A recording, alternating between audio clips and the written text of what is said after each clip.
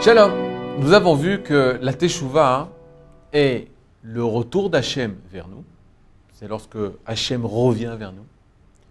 Et de quelle façon nous permettons à ce que Hachem revienne vers nous, c'est à condition que nous retournons vers nous-mêmes.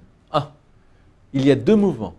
Un mouvement qui ne dépend pas de nous, c'est-à-dire Hachem veut tout le temps se dévoiler en nous, veut tout le temps se rattacher à nous, veut tout le temps être en accord avec nous. Et nous avons cette possibilité de pouvoir laisser passer le divin en nous, de pouvoir retrouver notre véritable vie, notre véritable nature. C'est ce que va exprimer la Teshuvah du Ham Israël. Maintenant, ceci, c'est une chose de base fondamentale dans la Torah et dans le judaïsme, mais on voudrait savoir comment ça se passe véritablement. Comment moi j'arrive à pouvoir revenir vers cet état authentique, cette véritable nature. Alors il faut savoir la chose suivante. D'abord, pour comprendre ça, je vais vous raconter au niveau halachique, au niveau des idées, de quelle façon nous pouvons considérer une personne qui fait Teshuvah. À quel moment on va pouvoir dire cette personne, voilà, tu es sur la bonne voie, tu es en train de faire Teshuvah. On pourra raconter une histoire chassidique. Rabbi Levi Yitzhak de Berdichev était un grand tzaddik, plus que tzaddik, il était chassid. Il enseignait la bonté du Ham Israël, il enseignait beaucoup de bien sur l'Ham Israël. On raconte l'histoire suivante. Alors qu'il était à la période du mois de Elul, qui est le mois propice à la Teshuvah, il se promenait avec son élève, il se promenait dans les rues de la ville de Berdichev.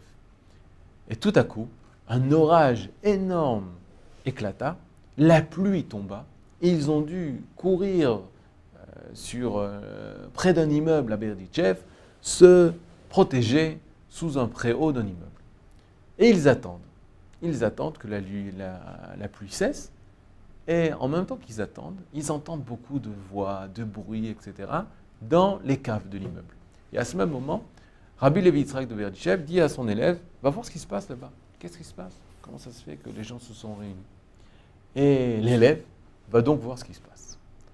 Au bout de 10 minutes, revient l'élève avec un visage en panique. Et il dit au Rav, Rav, il faut à tout prix que je vous raconte ce que j'ai vu. Et le Rav lui dit, raconte mon fils, raconte. Et le serviteur, l'élève, dit au Rabbi Levi Yitzhak de Berdichev, voilà, dans la cave se trouvent tous les bandits juifs de la ville de Berdichev.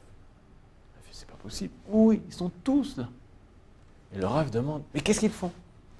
Ils sont en train de se réunir, une réunion de fin d'année, et ils ont mis une estrade en plein milieu, et chacun monte. Et le Rav dit, qu'est-ce qu'ils font? Oui, chacun monte sur cette estrade. Oui, mais qu'est-ce qu'ils font? Et l'élève raconte, et chaque bandit commence à dire, cette année, j'ai volé un âne, 200 000 roubles, j'ai volé des bijoux, etc. Et chacun raconte les méfaits, les forfaits qu'il a fait pendant toute cette période. Et tout le monde applaudit, kol hakavod, kol hakavod. Et chacun parle, tous les bandits. Et le Rav, au même moment où il entend ça, demande à son élève, c'est vraiment ça qu'ils font? Et l'élève répond, oui. Rabbi Levi Yitzhak de Berdichev, pris par un élan d'enthousiasme, court au Beth HaKnesset, rentre dans le Beth HaKnesset, ouvre le Echal, écrit Akadosh Baruch Hu, alors que moi, Levi Yitzhak de Berdichev, je n'ai pas fils de Chana Mouchke, je n'ai pas encore commencé la Teshuvah de Elul. Tous les bandits de Berdichev sont en train maintenant, à ce moment-là, de faire Teshuvah. Et là, on ne comprend plus rien. On aime les chassidim, on aime les sipurim, les histoires chassidiques. Mais attends, de quoi tu parles? Les bandits de Berdichev ne sont pas en train de faire Teshuvah, Rabbi Levi Yitzhak. Tu te trompes. Ils sont en train de se vanter des méfaits qu'ils ont fait durant toute l'année. Et là, Rabbi Levi Yitzhak de Berdichev nous sourit et nous dit non. Parce que vous ne connaissez pas la nature du Ham Israël. Si vous connaissez la nature du Ham Israël, vous aurez pu voir comme moi j'ai vu, comme moi j'ai compris, qu'au même moment où un bandit juif, un bandit d'Israël, dit devant tout le monde, j'ai fait ça, j'ai fait ça, j'ai fait ça, on ne peut pas faire taire la vérité. Qu'est-ce que la vérité? Qu'au fond de lui, Même si lui n'entend pas, ou même peut-être oui, il entend, au fond de lui, il y a cette voix qui dit « c'est pas bien ce que j'ai fait. C'est pas bien, je suis pas fier de moi. » Cette argacha, cette sensation qui est au fond de lui, ça, c'est le talir de Teshuvah. Commence le processus de Teshuvah. Rabbi Levi Israël de Verdichev nous enseigne ici un point énorme dans la Teshuvah. Il faut savoir que certaines personnes disent comment on peut faire Teshuvah, c'est seulement à partir du moment où on va arrêter de faire totalement toutes les mitzvot, les avérotes, les fautes. C'est vrai, d'accord ? C'est vrai.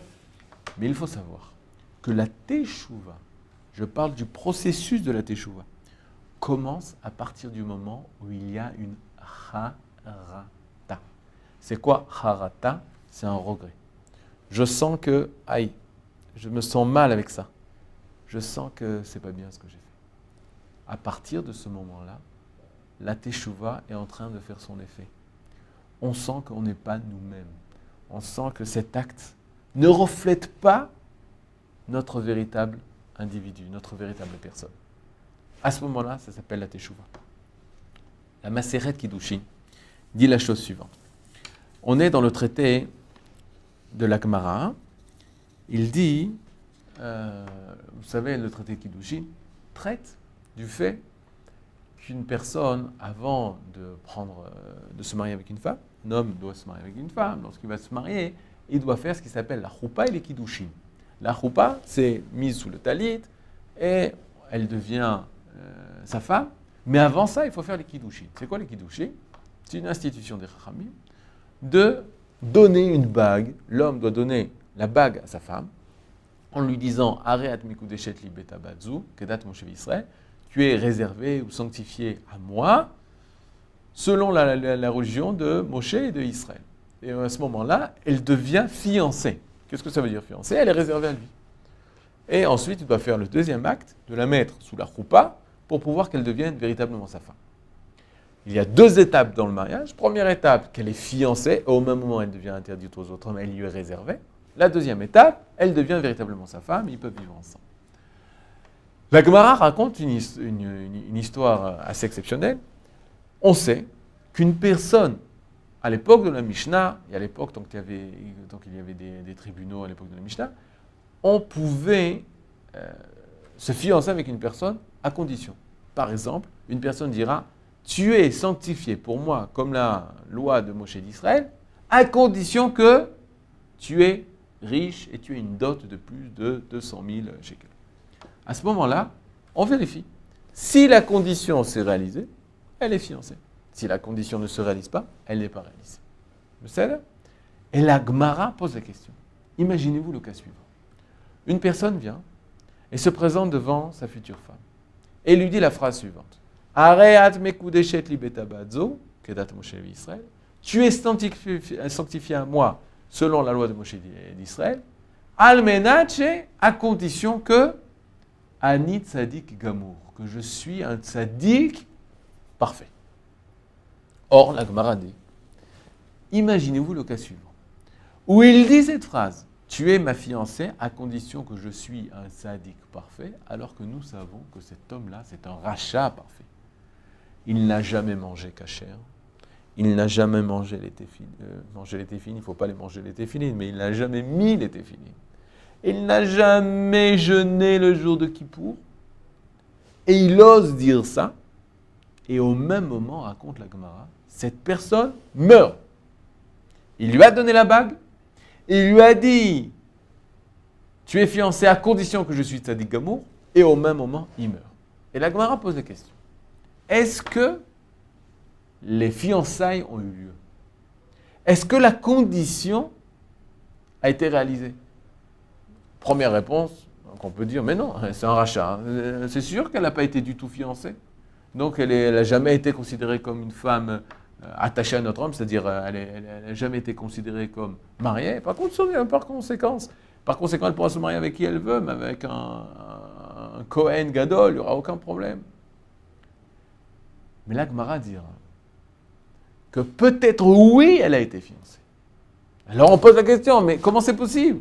C'était un rachat alors que sa condition, c'était un méchant alors que sa condition c'était qu'il soit tzaddik gamour, qu'il soit un véritable juste. Et la Gemara dira, peut-être qu'il a eu des pensées de teshuva. Shema hir er beteshuva, peut-être il a eu des pensées de faire teshuva. Peut-être au même moment il a dit, à condition que je sois tzaddik gamour, il a eu des remords. Il a eu une charata sur toute la vie qu'il avait faite. Il a regretté, il a dit, tout ce que j'ai fait dans ma vie, toutes les mauvaises choses que j'ai fait dans ma vie. Peut-être que je suis en train de regretter, je sens le mal de tout ce que j'ai fait. Si au même moment il a eu ce regret, sur le champ, il est considéré comme tzaddik gamour. Quoi? La teshuva, c'est une chose si facile que ça, juste penser. Non, il faut être sincère. On parle d'une personne qui est arrivée à ce degré-là, de véritablement sentir, de ressentir, de vivre ce mal qu'il a fait. Le mal qui est sorti de lui. S'il arrive à ce niveau, alors on peut dire que c'est une véritable tchouva. Maintenant, il y a une tchouva shlema, une tchouva complète. Il faut qu'il ne refasse plus les fautes. Il faut bien sûr qu'il prenne sur lui, qu'il le dise. L'Omar Bépé, dire ça avec sa bouche, reconnaître ses fautes. Ça s'appelle le vidouille, ça s'appelle la reconnaissance de ses fautes. Il y a tout un processus qu'il faut faire pour compléter ça. Mais le début de la teshuva par excellence, c'est être capable de sentir le mal que nous avons fait. C'est quoi le mal que nous avons fait? On répète. La teshuva, c'est Hachem vers nous. Nous, on lui permet de revenir en nous. Ça, c'est la teshuva. Lorsque j'étais déconnecté de lui, lorsque j'étais loin de lui, au même moment, ce qui va s'appeler la faute, cette déconnexion, cette avera, cette faute, si la mitzvah veut dire l'attachement, la avera veut dire le détachement de lui. Le mot la'avor en ivrite, on retrouve quand Avraham Avinu il va voir les trois anges, ils vont dire al na ta'avor me'alavdecha. Ne t'éloigne pas de ton serviteur. La'avor, c'est s'éloigner. Mitzvah veut dire se rapprocher. Avera veut dire s'éloigner. Lorsque nous faisons des avéros, nous allons contre la volonté d'Hachem, au même moment, Hachem se retire. Le fait de se retirer, lorsque nous on le ressent comme du mal, une tristesse, une déprime, un regret, au même moment, on doit, dit le Rav Kook, se réjouir pour pouvoir ramener, parce que nous voulons le bien, et nous voulons que le divin soit avec nous. Et pour pouvoir permettre la venue du bien, alors il faut être bessimra, il faut être avec joie. Donc on doit retrouver l'esprit positif de notre vie pour pouvoir permettre au divin de revenir. Et là, on pourra dire que nous avons réalisé la teshuva. Le divin, de nouveau, s'est rapproché de nous, s'est réalisé en nous. Ça, c'est cette capacité de faire teshuva. Mais tout commence à partir du remords. Certains diront, mais cette personne, même s'il a des remords tous les jours il faute. Tous les jours, il est en train de fauter. Alors comment c'est possible de dire, oui, il a des remords, il a des trucs, c'est gentil ça, c'est beau. Mais je le vois, tous les jours, il tombe dans la même faute. Alors regardez comment la Maseret Brachot, le traité de Brachot, parle d'une telle personne. Le traité de Brachot dit, à la page 12, folio B, Kol haose devar avera, toute personne qui fait une avera, une faute, ou mitbayesh bo, il a honte de ce qu'il a fait, mochalim lo alkol avonotav, on lui pardonne toutes ses fautes. Quoi? Quel? Pourquoi? Parce que c'est le même principe que nous venons de dire. Lorsqu'une personne regrette, elle sent le manque du divin. Elle est restée en bonne santé. Le Rambam dira dans Shmoneh Prakim, quelle est la personne qui est malade? Une personne qui, lorsqu'il prend une chose sucrée, ne sent pas qu'elle est sucrée, pense qu'elle est salée. Du salé, pense qu'elle est sucrée. C'est une personne qui est malade. Une personne qui a fait le mal et ne s'en rend même pas compte, ou ne sent même pas que c'était mal, ou dit, non, oh, bon, ça va, c'est comme ça. Il ne sent pas fortement le mal, alors on peut dire que cette personne, elle est malade. Mais lorsqu'une personne sent le mal qu'il a fait, c'est une personne, elle est en bonne santé. Elle a su garder cette réguichoute, cette sensibilité. Elle sait qu'est-ce qui est mal et qu'est-ce qui est bien. Et elle regrette le mal. Alors c'est une personne qui est encore en bonne santé. Et tout ça est précis dans les mots. Regardez dans la Gemara dit « Kola ose davar avera ». Toute une personne qui fait une faute, pas qui a fait, mais qui est en train de faire. Peut-être il va refaire. Peut-être il retombe toujours dans le piège. Peut-être il n'arrive pas à sortir du piège, mais il sent toujours que cette faute, elle est mauvaise, et que ça le rend triste, et que ça l'empêche d'avancer, et ça l'empêche de retrouver son authenticité et sa véritable nature. Et en effet, on peut se poser la question, mais comment faire? Tout le temps, je retombe dans la même faute. Tout le temps, je refais la même faute. De quelle façon je peux m'en sortir? Le Rav Kook, dans Orot HaTshuva, dit au début des chapitres, de ses premiers chapitres, il dira la chose suivante. Surtout, ne jamais se désespérer du regret que nous faisons envers des fautes. Même si on vient à retomber. On retombe, on regrette. On retombe, on continue à regretter. Ne jamais se décourager de se libérer de la faute. Pourquoi? Et il donne l'exemple suivant. À quoi cela ressemble? À un fil, à une corde. La corde est faite de nombreux fils. À chaque regret, on a coupé un fil. Mais la corde reste là, parce qu'il y a d'autres fils qui nous tiennent à la faute. L'homme est attaché à la faute attachée à l'homme, et l'homme tout le temps est tiré par cette corde. Mais il regrette, alors à chaque regret, il coupe une partie de la corde. La veille où il va se détacher totalement de la corde, il ne reste plus qu'un fil. Mais lui, il a l'impression qu'il est attaché à cette faute, comme toujours, comme le premier jour. Et il n'arrive pas à s'en détacher jusqu'à ce qu'il fasse le dernier regret, où là, il coupe le dernier fil, et là, il se détache totalement, entièrement de cette faute.